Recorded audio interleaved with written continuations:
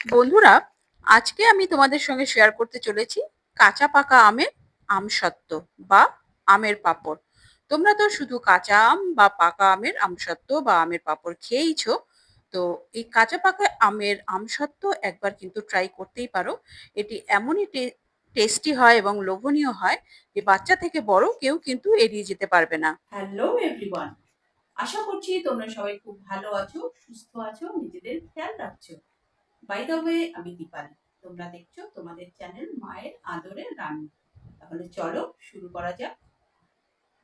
তো দেখো, এই কাঁচা পাকা আমের আম পাঁপড় বানানোর জন্য আমি প্রায় 1 কেজি আমের একটু বেশি আম নিয়ে নিয়েছি। দেখতেই পাচ্ছ আমগুলো কিন্তু দেখে মনে হচ্ছে একদম কাঁচা, কিন্তু ভেতরে একটু কালার চলে এসছে। তো আমি তোমাদের দেখাচ্ছি কেটে। দেখো, দেখে মনে হচ্ছে পাকা আম, কিন্তু প্রচন্ড টক। আমি কিন্তু চেখে দেখেছি।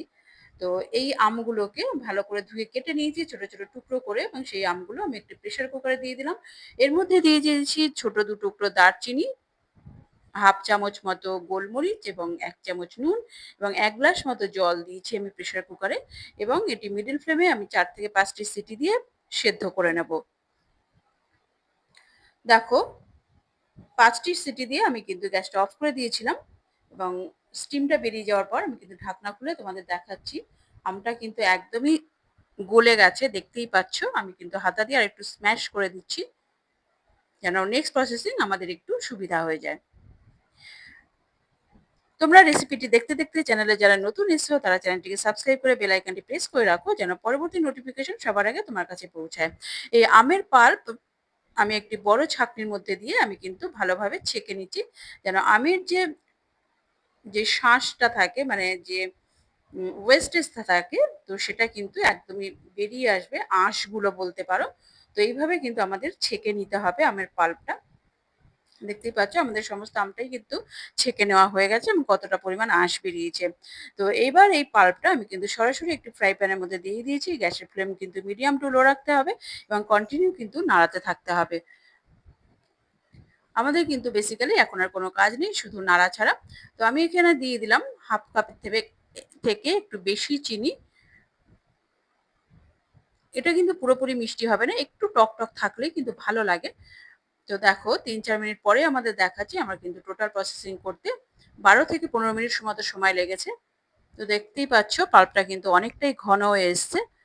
তোমরা কিন্তু রেসিপিটি একবার হলে ট্রাই করো, বড় থেকে বাচ্চা সবাই কিন্তু এক বাক্যে এটি পছন্দ করবে এবং এর থেকে মুখ ফিরিয়ে থাকতে পারবে না, এবং হাত কিন্তু অবশ্যই থামবে না। তো এর মধ্যে আমি দিয়ে দিলাম ছোট 1 চামচ বিট নুন এবং হাফ চামচ মতো গোলমরিচ গুঁড়ো, এবং দিয়ে আমি কন্টিনিউ কিন্তু নাড়াতে থাকছি। দেখো, 10 থেকে 12 মিনিট পরে আমি তোমাদের দেখাচ্ছি কতটা পরিমাণ ঠিক হয়ে গেছে এবং কতটা কালার চলে এসছে। উইদাউট কোনো কালার এই কাঁচা পাকা আমের আমসত্ত্ব বানানোর এটাই সুবিধা। আম কিন্তু কাঁচা থাকবে, অথচ কালারটা কিন্তু উইদাউট কোনো কালার ছাড়াই ভীষণই ভালো আসবে। এরপর আমি একটি থালাতে তেল ব্রাশ করে নিচ্ছি, এবং সরাসরি এই থালার মধ্যে আমি কিন্তু এই পাল্পটা ট্রান্সফার করে দিচ্ছি।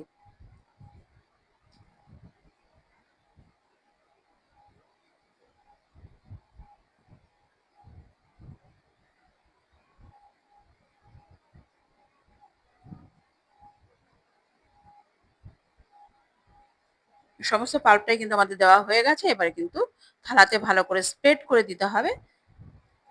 স্প্রেড করে আমাদের 2-3 দিন রোদে শুকিয়ে নিতে হবে, বা ফ্যানের হাওয়ায় শুকিয়ে নিতে হবে। তাহলেই কিন্তু আমাদের রেডি হয়ে যাবে আম পাঁপড়। আমি কিন্তু 2 দিন রোদে দেওয়ার পর আমি তোমাদের দেখাচ্ছি। তোমরা দেখতেই পাচ্ছ একদম কত সহজেই উঠে আসছে, এবং কতটা লোভনীয় লাগছে দেখতে, এবং কতটা ট্রান্সপারেন্ট দেখতেই পাচ্ছ। তোমরা কিন্তু রেসিপিটি এইভাবে একবার ট্রাই করো, তোমাদের কিন্তু ভীষণ ভালো লাগবে। এটুকু কথা আমি দিতেই পারি। এবার কিন্তু আমি ছোট ছোট টুকরো করে কেটে নেব। তোমরা কিন্তু তোমাদের পছন্দ মতো সাইজ অনুযায়ী কেটে নিতে পারো। আমি এখানে ছোট ছোট টুকরো করে কেটে নেব।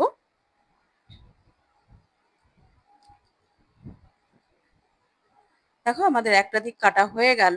এবার কিন্তু থালাটা ঘুরিয়ে নিয়ে আমি কিন্তু অপর দিক থেকে সমানভাবে কেটে নেব।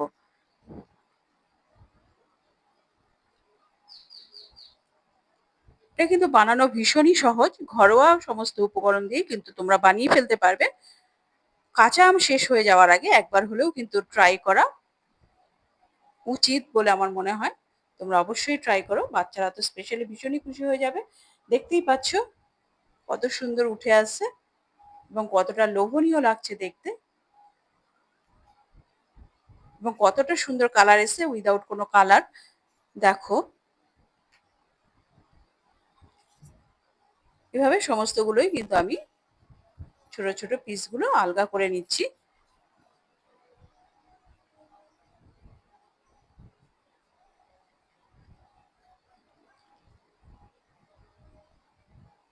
দেখো আমাদের সমস্ত পিসগুলোই কিন্তু আলগা করা হয়ে গেছে, দেখতেই পাচ্ছ কতটা লোভনীয় লাগছে দেখতে এবং হাত দিয়েও আমি দেখাচ্ছি। দেখো কতটা সফট, মুখে দিলেই কিন্তু একদম মিলিয়ে যাবে। আমি কিন্তু প্লেটিংও করে দিয়েছি।